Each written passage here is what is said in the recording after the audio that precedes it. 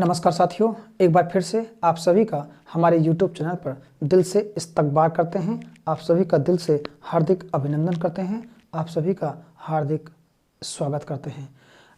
देखिए, इस वीडियो में आज हम बात करेंगे गुलाम वंश के बारे में। किस वंश के बारे में? गुलाम वंश के बारे में। देखिए, जो गुलाम वंश है, इस गुलाम वंश की जो समय सीमा है वो कितनी मानी गई है? पहली बात हमें देखना है 1206 से लेकर के 1206 ईस्वी से, और इसे माना गया है 1290 ईस्वी। तो ये राजवंश है, इसकी स्थापना 1206 को हुई थी और 1290 तक ये राजवंश चला था।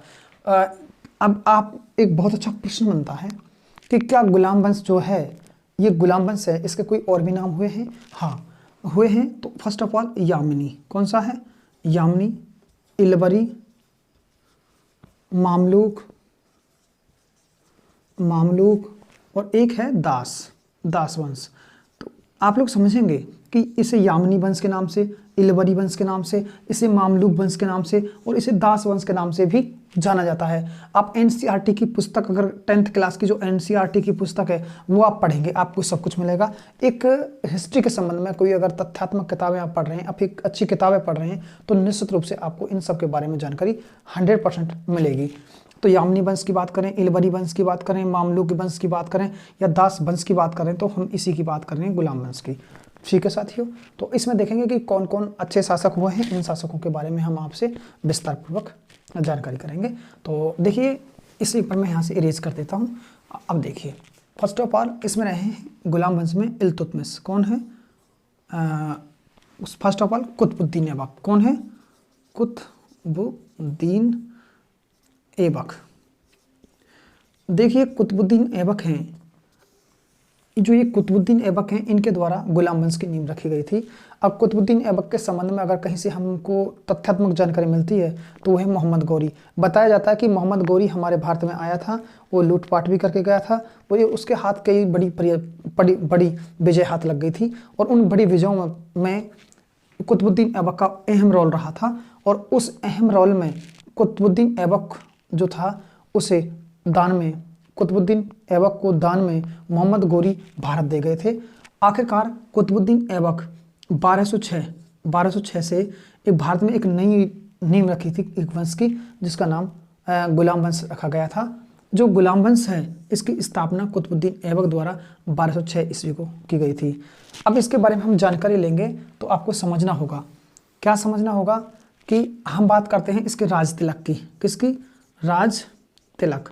अगर इसके राज तिलक की बात आती है कि इसका राज तिलक कहाँ हुआ था, तो इसका राज तिलक हुआ था लाहौर में। कहाँ हुआ था? जो वर्तमान में अब पाकिस्तान में आता है ये क्षेत्र, लाहौर में इनका राज तिलक हुआ था। लाहौर ही, ऐसा बताया जाता है, इनकी राजधानी थी। क्या थी? राजधानी। अगर आपसे पूछा जाए कि भारत की पहली राजधानी क्या रही थी या कुतुबुद्दीन ऐबक की राजधानी क्या थी, तो ये लाहौर थी। लाहौर में ही इनका 1206 ईस्वी को क्या हुआ था? राज तिलक हुआ था, और इनकी जो राजधानी है वो भी लाहौर रही थी। आप लोग समझेंगे कि फिर ये दिल्ली की ओर कूच कर गए थे, दिल्ली की ओर आ गए थे, तो आप लोग इसके बारे में समझेंगे। तो ऐसा बताया जाता है कि जब कुतुबुद्दीन ऐबक सत्ता पर बैठे थे, इस समय मुसलमानों की हालत इतनी अच्छी नहीं थी। बताया जाता है कि इन्होंने मुस्लिम लोगों को लाखों में दान देना प्रारंभ कर दिया था। तो इन्हें भारतीय इतिहास में लाख बख्श कहा जाता है। मतलब अधिक दान देने के कारण, यानी लाखों में दान देने के कारण इसे भारतीय इतिहास में लाख बख्श के नाम से जाना जाता है। इतना ही नहीं है, इनके द्वारा दिल्ली में कुव्वत उल इस्लाम, कौन सी? कुव्वत उल इस्लाम मस्जिद। क्या है? ये एक मस्जिद है जो अपने गुरु सूफी संत कुतुबुद्दीन बख्तियार काकी के निमित्त, देखो मैं नाम लिख देता हूँ इधर, कुतुबुद्दीन बख्तियार काकी। जो कुतुबुद्दीन बख्तियार काकी थे, जो एक सूफी संत हुए हैं कुतुबुद्दीन बख्तियार काकी, इनके निमित्त या इनके सम्मान में कुव्वत उल इस्लाम मस्जिद का निर्माण करवाया गया था, जो दिल्ली की पहली मस्जिद कही जाती है। ये कुतुबुद्दीन ऐबक के लिए ही इसका निर्माण करवाया था। आप लोगों ने सुना होगा, देखिए कुतुब मीनार, अगर कुतुब मीनार के बारे में हम अगर बात कर लेते हैं तो कुतुब मीनार का निर्माण कुतुबुद्दीन ऐबक ने ही शुरू किया था। ऐसा बताया जाता है कि इनकी आधारशिला इनके द्वारा रखी गई थी, लेकिन इसके निर्माण के बीच में ही इनका देहवासन हो गया था, इनकी मृत्यु हुई थी। तो इनकी मृत्यु के संबंध में जो प्रश्न पूछे जाते हैं वो आपको थोड़ा समझना है। 1210 ईस्वी में, कब साथियों? 1210 ईस्वी में इनकी मृत्यु हुई थी। जब इनकी मृत्यु हुई थी उसमें एक प्रश्न आता पेपर में कि ये एक खेल खेल रहे थे। कौन सा खेल था? जिसे खेलते हुए गिरे थे, ये खेल है। और खेल क्या था? चौगान। क्या था? चौगान, या इसे दूसरा नाम है पोलो। क्या नाम है? पोलो। पोलो या चौगान खेल खेलते समय घोड़े से गिरने पर, किससे? घोड़े से गिरने पर इनकी मृत्यु हुई थी। तो काफ़ी अच्छे प्रश्न इनसे बनकर आए हैं। कुतुबुद्दीन ऐबक हैं, ये गुलाम वंश के क्या माने गए हैं? संस्थापक। क्या माने गए हैं? संस्थापक माने गए हैं। और इनका जो राज तिलक है वो लाहौर में हुआ था। इनकी राजधानी ही लाहौर थी और मुसलमान की हालत इतनी अच्छी नहीं थी, इसलिए इन्होंने जो मुस्लिम लोगों को दान दिया था, दान देने के कारण ये विख्यात हो गए थे। इन्हें लाख बख्श कहा जाता है। दिल्ली में इन्होंने एक मस्जिद का निर्माण करवाया था जिसका नाम कुव्वत उल इस्लाम मस्जिद था। कुव्वत उल इस्लाम मस्जिद है, ये अपने गुरु सूफी संत बख्तियार काकी के निमित्त बनवाया था। और जो कुतुबुद्दीन बख्तियार काकी है, इन्हीं के निमित्त इन्होंने कुतुब मीनार का निर्माण करना शुरू किया था। लेकिन इनकी मृत्यु 1206 को इसके निर्माण के दौरान हो जाती है। आप लोग देख रहे हैं जो इनका जो आखिरी मृत्यु होती कब है इनकी? तो खेल खेलते समय, एक खेल खेल रहे थे चौगान, या इसे पोलो कहते हैं, इसे खेल रहे थे और घोड़े से गिरने पर इनकी मृत्यु हो जाती है। तो आप लोग देख रहे हैं कुतुबुद्दीन ऐबक का कार्यकाल जो हमने आपको समझाया है, आपको आसानी से समझ में आया होगा। अब मैं बात करूंगा आपसे क्या बोलते हैं इल्तुतमिश के संबंध में। तो देखिए इसे मैं इरेज कर दे रहा हूँ, आप स्क्रीनशॉट भी इसका ले सकते हैं, देख लीजिए आप एक बार। हाँ, तो इसमें अगर हम आपसे बात करेंगे तो इल्तुतमिश के बारे में हम आपसे बातें करेंगे। कौन है? इल्तुतमिश। इल्तुतमिश, अगर इल्तुतमिश के बारे में हम आपसे संबंधित जानकारी दें तो ऐसा बताया जाता है कि इल्तुतमिश ने अपना जो राज है उसका विस्तार किया था। जो इनकी राजधानी लाहौर थी, किसकी लाहौर थी? जो कुतुबुद्दीन ऐबक के समय जो राजधानी लाहौर हुआ करती थी, उस लाहौर से ये राजधानी दिल्ली ले आए थे। कहाँ ले आए थे? दिल्ली। पेपर में बहुत अच्छा प्रश्न आपके हाथ लग सकता है कि दिल्ली को राजधानी बनाने वाले पहले शासक कौन थे? तो आपका नाम कुतुबुद्दीन ऐबक भी हो सकता है, आपका नाम इल्तुतमिश भी हो सकता है, आपका नाम बलबन भी हो सकता है। तो मतलब कई प्रकार के प्रश्न इससे पूछे जा सकते हैं कि इल्तुतमिश लाहौर से दिल्ली राजधानी लेकर आया था। और जो इल्तुतमिश है ये दामाद था, दामाद, और इसका उत्तराधिकारी भी बना था आगे आकर के। किसका? यानी दामाद भी था इसका गुलाम भी माना जाता था ये, और गुलाम होने के साथ साथ साथियों ये इसका उत्तराधिकारी बना था कुतुबुद्दीन ऐबक का। समझ में आया होगा आप लोगों को कि ये कुतुबुद्दीन ऐबक का दामाद भी है, उसका दास भी था, और उसका क्या है, ये उत्तराधिकारी भी बना था। और ये लाहौर से राजधानी कहाँ लाया था?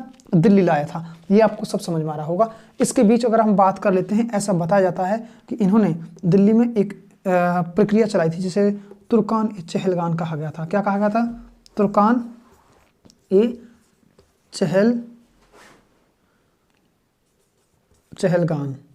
देखिए किताब में चहलगानी भी लिखा रहता है, तुर्कान ए चहलगानी या तुर्कान ए चहलगान।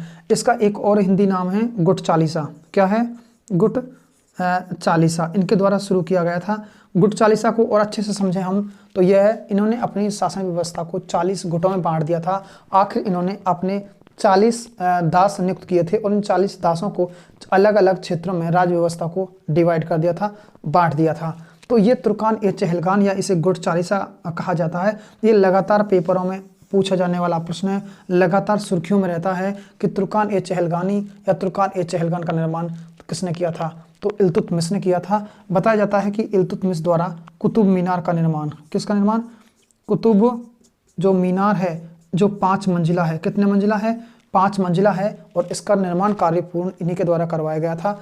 इनको दिल्ली में यानी या ऐसे कह सकते हैं गुलाम जो वंश था, गुलाम वंश है उसके क्या है? वास्तविक संस्थापक माना जाता है। इनको गुलाम वंश का वास्तविक संस्थापक भी माना जाता है इल्तुतमिश को। आप लोगों ने देखा होगा इल्तुतमिश ने एक बार आक्रमण करने की कोशिश की थी रणथंभौर पर, और ये इसको हल्की फुल्की विजय भी प्राप्त हुई थी। लेकिन इनके समय पर एक जो तुर्कानी शासक था और उसका नाम था तुर्की शासक मेरे हिसाब से तो आप लोग जाने होंगे, तो चंगेज़ खान का नाम आपने सुना होगा। तो चंगेज़ खान ने इनके समय पर आक्रमण करने की ठानी थी, लेकिन उन्होंने उनसे युद्ध करने के लिए इनकार कर दिया था कि हम युद्ध की परिस्थिति में नहीं हैं। तो इनके बाद में इल्तुतमिश है, इनकी मृत्यु 1236 को हो जाती है। कब होती है इनकी मृत्यु? 1236, यानी 1236 ईस्वी को इनकी मृत्यु हो जाती है। इनकी मृत्यु के बाद इनका जो पुत्र है और वो है रुकमुद्दीन, सत्ता पर बैठते हैं। देखिए जो रुकमुद्दीन होगा, कौन होगा? रुकमुद्दीन को दिल्ली की जनता ने पसंद नहीं किया। आखिरकार वो चरित्रहीन थे और एक योग्य शासक नहीं थे, इसलिए दिल्ली की जनता ने उन्हें अपदस्थ कर दिया था। ये कुछ समय के लिए शासक बने थे और इनके बाद में इनकी जो बहन है रजिया सुल्तान, वो शासक बनती है। तो उसके बारे में हम आपसे जानकारी लेंगे। तो देखिए अभी रजिया सुल्तान के बारे में देखिए। रजिया सुल्तान कौन है? रजिया सुल्तान। अगर हम रजिया सुल्तान के बारे में अगर जानकारी लें, ये 1236 से लेकर के और 1240 इसका कार्यकाल माना जाता है। कितना माना जाता है? 1236 से लेकर के और 1240 ईस्वी तक इनका कार्यकाल माना जाता है। इसके बारे में देखिए, अगर आप समझें तो काफ़ी अच्छा प्रश्न आता है कि दिल्ली सल्तनत काल पर बैठने वाली अंतिम और प्रथम मुस्लिम महिला शासिका कौन थी? तो उनका नाम सर्वोपरि है रजिया सुल्तान का। आप लोग देखते हैं इनके हस्बैंड का नाम, इनके सोहर का नाम, इनके पति का जो नाम था वो अल्तुनिया था। क्या नाम था? अल्तुनिया था। ये तय है और तय पे उ की मात्रा है। अल्तुनिया था। क्या नाम था? अल्तुनिया। कई बार ये प्रश्न पेपर में पूछा जा चुका है। जैसे मीरा के पति का नाम भोजराज था, तो इनके पति का नाम क्या था? अल्तुनिया था। इनके सोहर का नाम क्या था? अल्तुनिया। बताया जाता है कि जो रजिया सुल्तान थी, इन्होंने महिलाओं को बहुत अपने राज्य में आज़ादी दी थी। आज़ादी देने के पीछे कारण क्या था कि महिलाओं के लिए ये आज़ादी दे दी थी कि महिलाएं अपनी बात रखने के लिए सीधे दरबार में खुले मुंह आ सकती हैं, घोड़े पर सवार होकर आ सकती हैं। तो इन बातों को जो उलेमा थे, मुस्लिम उलेमा थे, उनको ये बातें पसंद नहीं आई। वो चाहते थे पर्दा प्रथा, लेकिन ये इनका जो कारनामा था या ये चाहती थी कि पर्दा प्रथा को दूर किया जाए और पर्दा प्रथा को समाप्त किया जाए ताकि महिलाओं को बराबर का हक मिल सके। तो महिलाओं को आखिरकार इन्होंने बढ़ावा दिया था। जो महिलाओं को बढ़ावा दिया था, उस बढ़ावा को लेकर के कुछ लोगों ने इनके ऊपर ये कह सकते हैं कि एक बैर बांध लिया था। और उस बैर के एवज में बताया जाता है कि 1240 को कब साथियों? 1240 ईस्वी को कैथल के निकट या कैथल के आसपास क्षेत्र में, और इसे गुंडों ने और बताया जाता है कि गोली से भून दिया था या गोली से मार दिया था। ऐसा बताया जाता है कि ये अपने सोहर अल्तुनिया के साथ और घोड़े पर सवार होकर के जा रही थी। और बताया जाता है कि 1240 में कैथल के निकट कुछ गुंडों ने और इनकी हत्या कर दी थी। महज इनका समय काफ़ी लंबा समय नहीं रहा है। इनसे विरोध में आकर के कुछ लोगों ने इनकी जो हत्याएं की हैं वो एक विषय भी बना हुआ। आपने सुना होगा कई बार कि आज फंसी रजिया गुंडों के बीच। तो गुंडों के बीच फंसने से इसकी मृत्यु हो गई थी। इनके बाद में जो अगला शासक है इस वंश का, और वो बहुत लंबा शासक, बहुत ही बड़ा काल है उनका, और एक काफ़ी अच्छा प्रश्न उनसे पूछा जाता है और उनका नाम है बलवन। कोई क्या नाम है? बलवन। कहने को तो बलवन जो इल्तुतमिश से उनके गुलाम माने जाते हैं, उनके दास माने जाते हैं बलवन। और इनके बचपन का नाम बाहुद्दीन था। क्या नाम था? बाहुद्दीन। कुछ ऐसा नाम है जो पेपर में पूछा जाता है कि बाहुद्दीन किसका नाम था? बलवन का नाम था। बताया जाता है कि बलवन के द्वारा जो कारनामे किए गए थे, उन कारनामों को मैं इधर गिना रहा हूँ, आपको थोड़ा सा समझना है।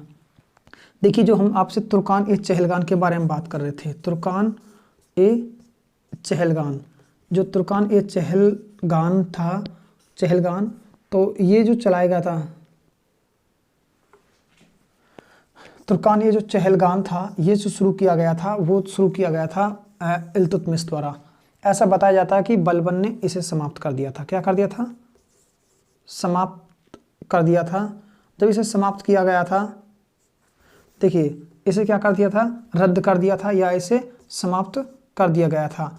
अगर इसके बारे में प्रश्न पूछा जाता है लगातार पेपरों में कि तुर्कान ए चहलगान को किसने समाप्त कर दिया था, आखिर रद्द कर दिया था, और आखिर इसके स्थान पर क्या चलाया था, तो इसके स्थान पर क्या चला था, एक सिद्धांत दिया था जिसे बोला गया था राजत्व का सिद्धांत। राजत्व का सिद्धांत, देखिए राजत्व का सिद्धांत दिया था ये वाला राजत्व का सिद्धांत, कि मतलब उन्होंने तुर्कान या चहलगान जो गुट 40 है, जो 40 गुटों में जो राज्य व्यवस्था बटी हुई थी उसे वहाँ से समाप्त कर दिया था और राजत्व का सिद्धांत दिया था। इसका मतलब है कि जो राज व्यवस्था थी उसी में ही मंत्रियों को कुछ पद दे दिए गए थे। काफ़ी अच्छा प्रश्न है, राजत्व का सिद्धांत, ये पूछा भी जाता है पेपर में। इसी के साथ इन्होंने एक और नीति अपनाई थी जिसे बहुत कठोर नीति कहा गया था, लौह एवं रक्त। लौह एवं रक्त की नीति। किसकी नीति? लौह एवं रक्त की नीति। इसका मतलब था खून के बदले खून। लौह एवं रक्त की नीति, खून के बदले खून, मतलब जो हमारा हाथ काटता है तो हम उसका हाथ काट लेंगे, ऐसी इनकी नीतियां थी। एक बहुत अच्छी अभिवादन की एक पद्धति इनके द्वारा शुरू की गई थी। अभिवादन का मतलब है सम्मान। क्या है? जो सम्मान के संबंध में, या अभिवादन यानी सम्मान, अभिवादन। अभिवादन की एक नई पद्धति इनके द्वारा शुरू की गई थी, सिजदा। देखिए क्या चलाया था, सिजदा ए पाउस। सिजदा ए पाउस, इनका मतलब क्या है? सिजदा माने सिर झुकाना, पाउस माने चरण चूमना। यानी इसका मतलब था कि जब कोई व्यक्ति दरबार में आएगा तो सिजदा करेगा किसको? जो शहंशाह होगा, जो बादशाह होगा उसको। और पाउस का अर्थ होता है चरण चूमना, आखिर उनके चरण छूना। तो अभिवादन की एक नई पद्धति सिजदा ए पाउस इनके द्वारा शुरू की गई थी और इन्होंने तुर्कान ए चहलगान को पूरी तरह से रद्द कर दिया था और अपने ही दरबार में राजत्व का सिद्धांत दिया था। इसके साथ साथ इन्होंने एक और कठोर नीति अपनाई थी जिसका नाम लौह एवं रक्त की नीति थी। लगातार परीक्षाओं में पूछ जा रही है कि जितनी बार ये 2013 से मैं पढ़ाने में जो शुरू हुआ हूँ तब से ही ये प्रश्न मैं बहुत बार देख चुका हूँ परीक्षाओं में, चाहे CISF की परीक्षा हो, NTPC की परीक्षा हो, रेलवे की परीक्षा किसी प्रकार की हो, बैंक PO की परीक्षा हो, यानी तमाम परीक्षाओं में ये प्रश्न पूछा जाता है। तो ये लौह एवं रक्त की नीति का प्रश्न काफ़ी बार पेपर में आया हुआ है। और सिजदा ए पाउस किसके द्वारा शुरू किया गया था? अभिवादन की नई पद्धति वो इन्हीं के द्वारा शुरू की गई थी। ये भी काफ़ी अच्छा प्रश्न हो सकता है। बताया जाता है कि जो इन्होंने बलबन ने अपने आप को शाही वंश अफ्रीसिया का घोषित किया था। ये भी प्रश्न एक बार पेपर में पूछा गया है। देखिए इनकी मृत्यु 1287 को हो जाती है। काबूतीन की मृत्यु 1287 ईस्वी को, और 1287 ईस्वी को एक नया शासक सत्ता पर आता है जो इसका अंतिम शासक होगा। उसके बारे में मैं आपको और थोड़ी सी जानकारी दे रहा हूँ, आपको ये समझ में आ गया होगा। देखिए अगर आपको समझ में आया है तो इसका स्क्रीनशॉट भी आप ले सकते हैं, ठीक है। हाँ,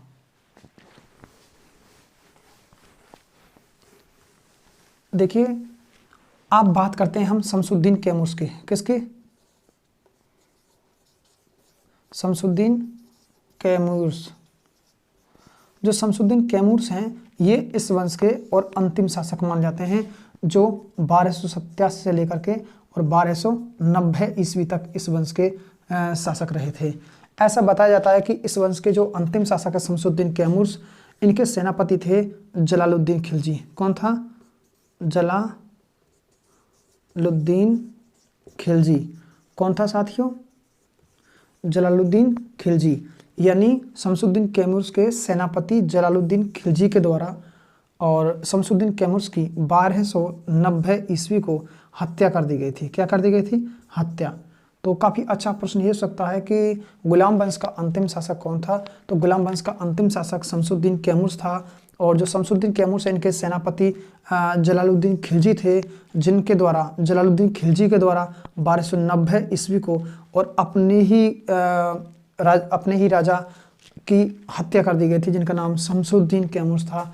तो साथियों हमने आपको बीच में बिल्कुल और कतई डिस्टर्ब नहीं किया, आप लोगों को काफ़ी अच्छा वीडियो लगा होगा। हम आपको इसी तरह के वीडियो देते रहेंगे, हम बनाते रहेंगे इस तरह के वीडियो और आपको अवगत कराते रहेंगे। तो साथियों आप सभी से हम विदा लेते हैं, इस्तकबाल करते हैं फिर से, और धन्यवाद साथियों।